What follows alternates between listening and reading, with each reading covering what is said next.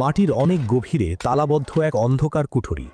সাহাবীরা দরজা ভেঙে ভেতরে ঢুকতেই এমন এক দৃশ্য দেখলেন যা দেখে তাদের নিঃশ্বাস বন্ধ হয়ে আসার উপক্রম হলো। হাজার বছরের পুরনো এক লাশ, অথচ তার শরীর এখনও একদম তাজা। মনে হচ্ছে তিনি শান্তিতে ঘুমিয়ে আছেন। স্থানীয় মানুষ বিশ্বাস করত এই লাশের শরীর স্পর্শ করলেই আকাশ ফেটে বৃষ্টি নামে। কিন্তু লাশের আঙুলের আংটিতে কেন আঁকা ছিল দুটি হিংস্র সিংহের একটি শিশুকে আদর করার অদ্ভুত ছবি? সবচেয়ে বড় রহস্য হল ইসলামের খলিফা হজরত ওমর রাদিয়াল্লাহু কেন নির্দেশ দিয়েছিলেন এই লাশটিকে এমন এক জায়গায় দাফন করো যেন কিয়ামত পর্যন্ত কোনো মানুষ আর এর খোঁজ না পায়। কি ছিল সেই লাশের পরিচয়, আর কেনই বা তাকে চিরতরে গুম করে ফেলার নির্দেশ দেওয়া হলো? ইতিহাসের সেই ধামাচাপা দেওয়া রহস্য উন্মোচন করব আজকের ভিডিওতে। প্রিয় দর্শক, ভিডিও শুরু করার আগে একটি গুরুত্বপূর্ণ কথা জানিয়ে নিচ্ছি। আজকে যে ঘটনাটি আপনাদের সামনে তুলে ধরা হচ্ছে এটি সরাসরি কুরআন বা সাহি হাদিসে পূর্ণাঙ্গভাবে বর্ণিত নয়, বরং এটি ইসলামী ইতিহাস, প্রাচীন ঐতিহাসিক গ্রন্থ বর্ণনার আলোকে বর্ণিত একটি ঘটনা। এখানে বলা কোনো বিষয়কে চূড়ান্ত বা অকাট্য সত্য হিসেবে উপস্থাপন করার উদ্দেশ্য নেই। আল্লাহই সবচেয়ে ভালো জানেন।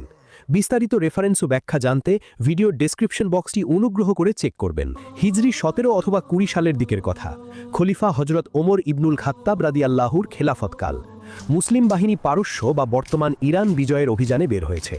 একের পর এক শহর মুসলমানদের হাতে বিজয় হচ্ছে। এরই ধারাবাহিকতায় মুসলিম বাহিনী এসে পৌঁছল পারস্যের এক অত্যন্ত সমৃদ্ধ এবং শক্তিশালী শহর তুস্তারের সামনে। তুস্তার কোনো সাধারণ শহর ছিল না, এটি ছিল পাহাড়ের উপর তৈরি এক দুর্ভেদ্য কেল্লা। এর চারপাশ ছিল উঁচু প্রাচীর দিয়ে ঘেরা। শহরের শাসক ছিল পারস্যের বিখ্যাত সেনাপতি হুরমুজান। মুসলিম বাহিনীর সেনাপতি ছিলেন বিখ্যাত সাহাবী হজরত আবু মুসা আল আশারি রাদিয়াল্লাহু। দীর্ঘ 18 মাস, হ্যাঁ একটানা 18 মাস ধরে মুসলিম বাহিনী এই কেল্লা ঘিরে রেখেছিল। কিন্তু কেল্লার দেয়াল এতই মজবুত ছিল যে তা ভেদ করা যাচ্ছিল না। অবশেষে এক গুপ্তচরের দেওয়া তথ্যে মুসলিমরা কেল্লার পানির নালা দিয়ে ভেতরে প্রবেশ করে এবং এক রক্তক্ষয়ী যুদ্ধের পর তুস্তার বিজয় করে। সেনাপতি হুরমুজান আত্মসমর্পণ করেন। মুসলিমরা কেল্লা নিয়ন্ত্রণ নেয়। যুদ্ধ শেষ হওয়ার পর সাহাবীরা যখন কেল্লার ভেতরের সম্পদ বা গনিমতের মাল জমা করছিলেন, তখন তারা কেল্লার গভীরে মাটির নিচে এক গোপন সুড়ঙ্গের সন্ধান পেলেন। রুমটি ছিল অত্যন্ত সুরক্ষিত, বড় বড় তালা দিয়ে আটকানো। সাহাবীরা ভাবলেন নিশ্চয়ই এর ভেতরে হুরমুজানের সবচেয়ে দামি হিরে জওহরাত লুকানো আছে।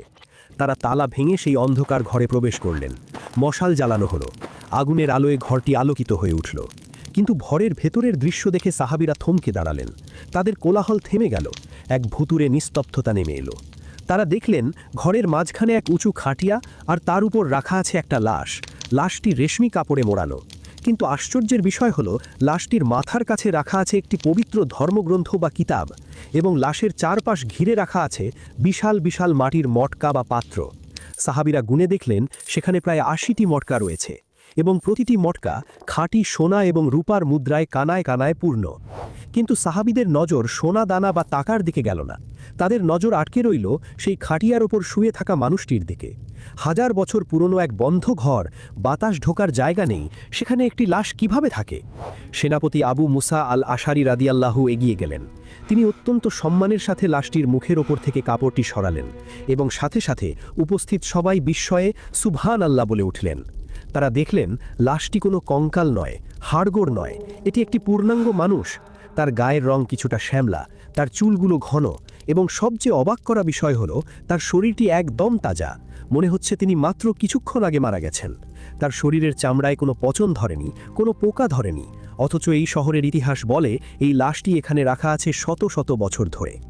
সাহাবীরা লাশের শরীর পরীক্ষা করে দেখলেন তার ঘাড়ের কাছে সামান্য একটু আঘাতের চিহ্ন আছে, যেন কেউ তাকে তলোয়ার দিয়ে আঘাত করেছিল বা কোনোভাবে তিনি আহত হয়েছিলেন।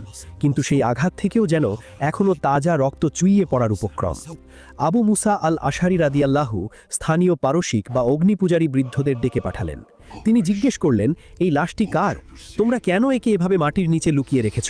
আর এই অঢেল সম্পদই বা এখানে কেন? তখন স্থানীয় বৃদ্ধরা এক অদ্ভুত কাহিনী শোনালো। তারা বলল, হে আমির, আমরা জানি না এই ব্যক্তিটির নাম কি, কিন্তু আমরা তাকে ডাকি সাহিব উল মাতার বা বৃষ্টির মালিক বলে। এই ব্যক্তি আমাদের কাছে দেবতার মতো। আমাদের দেশে যখন তীব্র খরা দেখা দেয়, যখন আকাশ থেকে এক ফোঁটা পানিও পড়ে না, তখন আমরা এই গোপন কুঠুরি থেকে এই খাটিয়াটি বের করে খোলা আকাশের নিচে নিয়ে যাই, এবং আল্লাহর কসম, এই লাশটি আকাশের নিচে আনার সাথে সাথে আকাশ কালো করে মেঘ জমে যায় এবং মুষলধারে বৃষ্টি শুরু হয়। শত শত বছর ধরে আমরা এই লাশের বরকতে বেঁচে আছি। সাহাবীরা অবাক হলেন, মৃত মানুষের ওসিলায় বৃষ্টি। আবু মুসা আল আশারি রাদিয়াল্লাহু লাশটি আরও ভালো করে পর্যবেক্ষণ করতে লাগলেন। তখন তার নজরে পড়ল লাশটির হাতের আঙুলের দিকে। লাশটির আঙুলে একটি আংটি ছিল। আংটিটি দেখেই বোঝা যাচ্ছিল সেটি অনেক পুরনো আমলের, কিন্তু আংটির উপরের নকশা বা পাথরটি ছিল খুবই রহস্যময়। আংটির পাথরের উপর খোদাই করে আঁকা ছিল একটা ছবি। ছবিটির দৃশ্যপট ছিল এমন, দুটি বিশাল হিংস্র সিংহ আর তাদের মাঝখানে বসে আছে একটি ছোট্ট শিশু। কিন্তু সিংহ দুটি শিশুটিকে খেয়ে ফেলছে না, বরং তারা পরম মমতায় শিশুটির শরীর চাটছে বা আদর করছে। এই অদ্ভুত আংটির নকশা দেখে আবু মুসা গভীর চিন্তায় পড়ে গেলেন। কেন একজন মানুষ তার আংটিতে সিংহের ছবি রাখবে, তাও আবার শিশুকে আদর করার ছবি? এর পেছনে নিশ্চয়ই কোনো বড় ইতিহাস লুকিয়ে আছে। তিনি বুঝতে পারলেন এই রহস্য উদ্ঘাটন করা তার একার পক্ষে সম্ভব নয়। তিনি সিদ্ধান্ত নিলেন এই লাশের ব্যাপারে এবং এই আংটির ব্যাপারে মদিনায় খলিফাতুল মুসলিমিন হজরত ওমর রাদিয়াল্লাহুকে চিঠি লিখবেন। কারণ ওমরের দরবারে আছেন হজরত আলী রাদিয়াল্লাহু এবং কাব আল আহবার রাদিয়াল্লাহুর মতো জ্ঞানী সাহাবীরা, যারা আগের যুগের কিতাব সম্পর্কে জানেন। আবু মুসা সাথে সাথে এক চিঠি লিখলেন। তিনি লিখলেন, হে আমিরুল মুমিনিন, আমরা তুস্তার বিজয় করেছি, কিন্তু এখানে আমরা এক আজব জিনিস পেয়েছি, এক অবিকৃত লাশ যার ওসিলায় এরা বৃষ্টি চায়, এবং তার হাতে আছে এক অদ্ভুত আংটি। লাশের মাথার কাছে এক অজানা কিতাব। আমরা এখন কি করব? চিঠিটি নিয়ে দ্রুতগামী ঘোড়াসওয়ার মদিনার পথে রওনা হলো। তুস্তার থেকে মদিনা দীর্ঘ পথ। এদিকে আবু মুসা লাশটিকে পাহারা দেওয়ার ব্যবস্থা করলেন। তিনি হুকুম দিলেন, খবরদার, এই লাশের কোনো অসম্মান যেন না হয়, এবং ওই সোনা দানাগুলো বাইতুল মালে বা সরকারি কোষাগারে জমা কর। মদিনায় যখন এই চিঠি পৌঁছল, তখন মসজিদে নববীতে এক থমথমে উত্তেজনা বিরাজ করছে। ওমর রাদিয়াল্লাহু চিঠিটি পড়ে সাহাবীদের দিকে তাকান। তিনি বললেন, হে আমার সাথীরা, পারস্যের মাটির নিচ থেকে আল্লাহ এক বড় নিদর্শন বের করেছেন। তোমরা কি জানো কে সেই ব্যক্তি যার লাশ মাটি খায় না এবং যার আংটিতে সিংহ আর শিশুর ছবি আছে? তখন মজলিসের এক কোণা থেকে একজন জ্ঞানী সাহাবী হজরত কাব আল আহবার রাদিয়াল্লাহু দাঁড়িয়ে গেলেন। তিনি বললেন, হে আমিরুল মুমিনিন, আমি বুঝতে পেরেছি তিনি কে। আংটির ওই নকশাই বলে দিচ্ছে তার পরিচয়। তিনি আর কেউ নন, তিনি হলেন বানি ইসরায়েলের বিখ্যাত নবী, যার নাম হজরত দানিয়াল আলাইহিসসালাম। হজরত দানিয়াল আলাইহিসসালাম নামটি শোনার সাথে সাথে মসজিদে নববীতে উপস্থিত সাহাবীদের গায়ে কাঁটা দিয়ে উঠল। হজরত ওমর রাদিয়াল্লাহু গভীর মনোযোগ দিয়ে কাব আল আহবার রাদিয়াল্লাহুর দিকে তাকালেন। তিনি জিজ্ঞেস করলেন, হে কাব, তুমি কিভাবে নিশ্চিত হলে? আর ওই আংটি, ওই সিংহ আর শিশুর ছবি, এর মানে কি? এর পেছনে কি কোনো ইতিহাস আছে? কাব আল আহবার তখন চোখের পানি মুছে সেই 1000 বছর আগের লোমহর্ষক ইতিহাস শোনালেন। তিনি বললেন, হে আমিরুল মুমিনিন, এই আংটিই হলো তার পরিচয়। বহু বছর আগে বানি ইসরায়েলের ওপর যখন জালিম বাদশাহ বখত নাসার বা নেবুচান নেজার হামলা করেছিল, তখন সে নমরুদ আর ফেরাউনের মতোই এক স্বপ্ন দেখেছিল। জ্যোতিষীরা তাকে বলেছিল, বানি ইসরায়েলের মধ্যে এমন এক শিশুর জন্ম হবে যে তোমার রাজত্ব ধ্বংস করে দিবে। এই কথা শুনে সেই পাষাণ বাদশাহ হুকুম দিল, বানি ইসরায়েলের ঘরে যত ছেলে সন্তান জন্মাবে সবাইকে হত্যা করা। শুরু হলো এক নির্মম গণহত্যা। ঠিক সেই সময় হজরত দানিয়াল আলাইহিসসালামের জন্ম হলো। তার মা ছিলেন অসহায়। তিনি দেখলেন জল্লাদরা বাড়ি বাড়ি তল্লাশি চালাচ্ছে। তিনি তার শিশুটিকে বাঁচানোর কোনো উপায় না পেয়ে আল্লাহর উপর ভরসা করে এক কঠিন সিদ্ধান্ত নিলেন। তিনি শিশুটিকে একটি কাপড়ে পেঁচিয়ে জঙ্গলের ভেতরে একটি সিংহের গুহার সামনে রেখে এলেন। তিনি ভাবলেন, মানুষের হাতে মরা বা সিংহের পেটে যাওয়া দুই সমান, কিন্তু যদি আল্লাহ চান তবে তিনি রক্ষা করবেন। মা কাঁদতে কাঁদতে চলে এলেন। কয়েকদিন পর যখন পরিস্থিতি একটু শান্ত হলো, মা চুপি চুপি সেই জঙ্গলে গেলেন। তিনি আশা করেছিলেন হয়তো তিনি তার শিশুর হাড়গোড় দেখতে পাবে, কিন্তু গুহার কাছে গিয়ে তিনি যে দৃশ্য দেখলেন তা দেখে অবাক হয়ে গেলেন। তিনি দেখলেন তার সেই ফুটফুটে শিশুটি গুহার সামনে খেলা করছে, আর তাকে ঘিরে বসে আছে দুটি বিশাল ভয়ঙ্কর সিংহ। কিন্তু সিংহ দুটি তাকে কামড়াচ্ছে না, বরং মায়ের মতো পরম মমতায় তাদের জিভ দিয়ে তার সারা শরীর চাটছে এবং তাকে আদর করছে। আল্লাহ সেই হিংস্র পশুদের মনে দয়া ঢুকিয়ে দিয়েছিলেন। দানিয়াল আলাইহিসসালাম বড় হয়ে আল্লাহর নবী হই এবং আল্লাহর এই অলৌকিক সাহায্যকে স্মরণ রাখার জন্য তিনি নিজের আংটির পাথরে সেই দৃশ্যটি খোদাই করে রেখেছিলেন, দুটি সিংহ এবং একটি শিশু। তাই এই আংটি প্রমাণ করে যে তুস্তারের ওই লাশটি আল্লাহর নবী দানিয়াল আলাইহিসসালামের। এই ঘটনা শোনার পর হজরত ওমর এবং উপস্থিত সাহাবীরা আবেগে আপ্লুত হয়ে পড়লেন। তারা বুঝলেন আল্লাহ তার নবীদের শরীরকে মাটি বা পোকার খাবার হতে দেন, তাই 1000 বছর পরেও তার শরীর অবিকৃত আছে। হজরত ওমর তখন আবু মুসা আল আশারি রাদিয়াল্লাহুর পাঠানো সেই চিঠির সাথে থাকা অন্যান্য জিনিসগুলো দেখতে চাইলেন। কিছু সুগন্ধি এবং একটি পবিত্র কিতাব বা ধর্মগ্রন্থ পাঠিয়েছিলেন। হজরত ওমর রাদিয়াল্লাহু আনহু সেই কিতাবটি হাতে নিলেন। সেটি ছিল পুরনো ভাষায় লেখা। তিনি মদিনার বিখ্যাত সাহাবী এবং ওহী লেখক জায়েদ ইবনে সাবিত রাদিয়াল্লাহু আনহুকে ডাকলেন, বললেন, এটা অনুবাদ করো। জায়েদ রাদিয়াল্লাহু আনহু যখন কিতাবটি আরবিতে অনুবাদ করলেন, তখন সাহাবীরা অবাক হয়ে দেখলেন সেই কিতাবে তাওহীদের কথা, আখিরাতের কথা এবং আমাদের প্রিয় নবী হজরত মুহাম্মদ সাল্লাল্লাহু আলাইহি ওয়াসাল্লামের আগমনের সুসংবাদ স্পষ্টভাবে লেখা আছে। হজরত ওমর রাদিয়াল্লাহু আনহু ছিলেন অত্যন্ত দূরদর্শী শাসক। তিনি বুঝতে পারলেন এই লাশটি যদি এভাবে মানুষের সামনে থাকে তবে ভবিষ্যতে বড় বিপদ হতে পারে। তুস্তারের মানুষ এখনই এই লাশের কাছে বৃষ্টি চায়, এটাকে ভক্তি করে। কিছুদিন পর হয়তো শয়তান তাদের ধোঁকা দেবে এবং মানুষ আল্লাহর ইবাদত বাদ দিয়ে এই নবীর লাশের পূজা শুরু করবে। কবর পূজা বা মাজার পূজার মতো শিরক ছড়িয়ে পড়বে। ওমর রাদিয়াল্লাহু আনহু চিন্তিত হয়ে পড়লেন। তিনি ভাবলেন, নবীর সম্মানও রক্ষা করতে হবে, আবার মানুষের ঈমানও বাঁচাতে হবে। তিনি এক ঐতিহাসিক এবং অত্যন্ত গোপনীয় সিদ্ধান্ত নিলেন। তিনি আবু মুসা আল আশআরী রাদিয়াল্লাহু আনহু এর কাছে ফিরতি চিঠিতে এক অদ্ভুত নির্দেশ পাঠালেন। তিনি লিখলেন, হে আবু মুসা, এই লাশটি কোনো সাধারণ মানুষের নয়, এটি আল্লাহর এক সম্মানিত নবীর। তুমি এখনই তার গোসল এবং কাফনের ব্যবস্থা করো, তার জানাজা পড়ো, কিন্তু সাবধান, তাকে এমনভাবে দাফন করতে হবে যেন আজকের পর থেকে কিয়ামত পর্যন্ত আর কোনো মানুষ তার কবরের খোঁজ না পায়। মানুষ যেন জানতে না পারে তিনি কোথায় শুয়ে আছেন। তুমি এমন এক কৌশল করো যাতে তার কবর চিরকালের জন্য গোপন হয়ে যায়। চিঠি পেয়ে আবু মুসা আল আশআরী রাদিয়াল্লাহু আনহু গভীর ভাবনায় পড়ে গেলেন।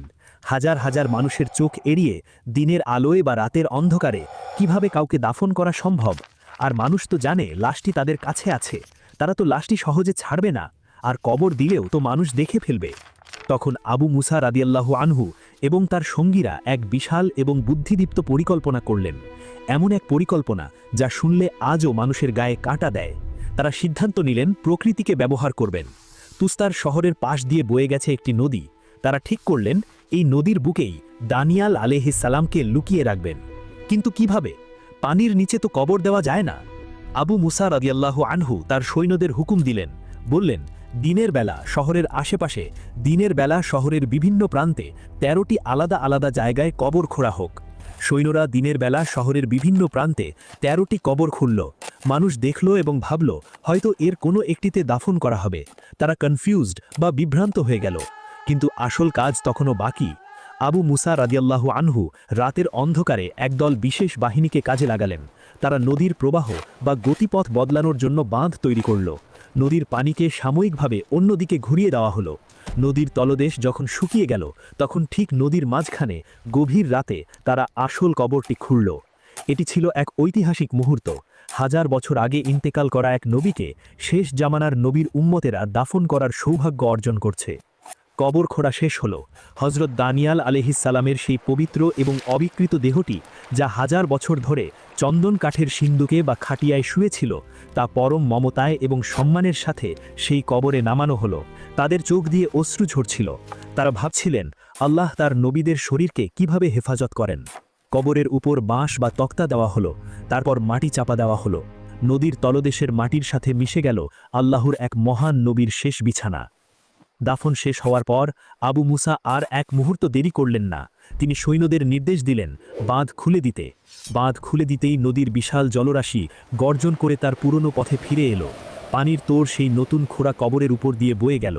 মুহূর্তের মধ্যে সব চিহ্ন মুছে গেল। পানির নিচে চিরতরে হারিয়ে গেল হজরত দানিয়াল আলাইহিস সালামের কবর। উপর থেকে দেখে বোঝার কোনো উপায় রইল না যে এই শান্ত নদীর নিচেই শুয়ে আছেন বনি ইসরায়েলের এক মহান। সকালে তুস্তারের মানুষ ঘুম থেকে উঠে দেখল শহরের বিভিন্ন জায়গায় ১৩টি নতুন কবর খোঁড়া হয়েছে এবং ভরাট করা হয়েছে। তারা বিভ্রান্ত হয়ে গেল। তারা বুঝতে পারল না আসল কবর কোনটি। কেউ ভাবল পশ্চিমেরটা আসল, কেউ ভাবল উত্তরেরটা। এভাবেই তাদের মধ্যে মতভেদ তৈরি হলো এবং তারা কোনো নির্দিষ্ট কবরে গিয়ে পূজা বা শিরক করার সুযোগ পেল না।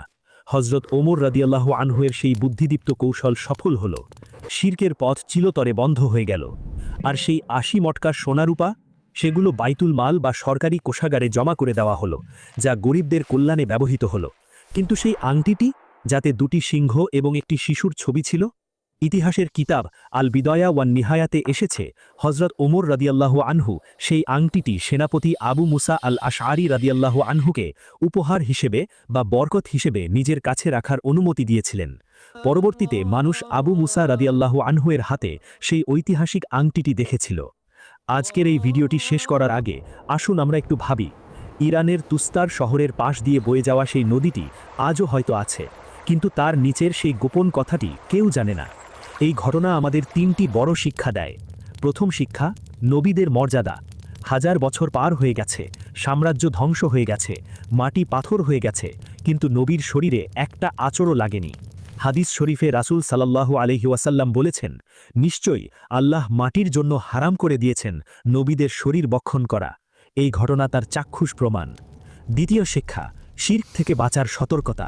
হজরত ওমর রাদিয়াল্লাহু আনহু জানতেন যে নবীর কবরের সম্মান করা ভালো, কিন্তু কবরকে সেজদার জায়গা বা মাজার বানিয়ে পূজা করা শিরক। তিনি নবীর কবরকে গোপন করে দিয়ে আমাদের শিখিয়ে গেলেন তাওহীদ বা একত্ববাদ রক্ষা করা কতটা জরুরি। আবেগের চেয়ে ঈমান বড়।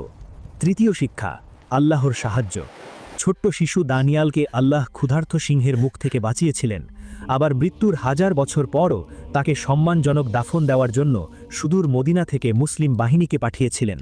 আল্লাহ তার প্রিয় বান্দাদের কখনোই ভুলেন না, তা সে দুনিয়াতে হোক বা মাটির নিচে হোক। প্রিয় দর্শক, ইতিহাসের এই ধুলোমাখা পাতা থেকে আমরা জানলাম এক অবিশ্বাস্য সত্য। সেই নদী আজও হয়তো ফিসফিস করে সেই সিংহ এবং শিশুর গল্প শোনায়। আসুন আমরা আমাদের ঈমানকে শিরক থেকে মুক্ত রাখি এবং আল্লাহ ও তার নবীদের প্রতি ভালোবাসা বজায় রাখি। আল্লাহ আমাদের সবাইকে খাঁটি মুমিন হিসেবে কবুল করুন এবং আখেরাতে নবীদের সাথে জান্নাত নসিব করুন। আমিন ইয়া রব।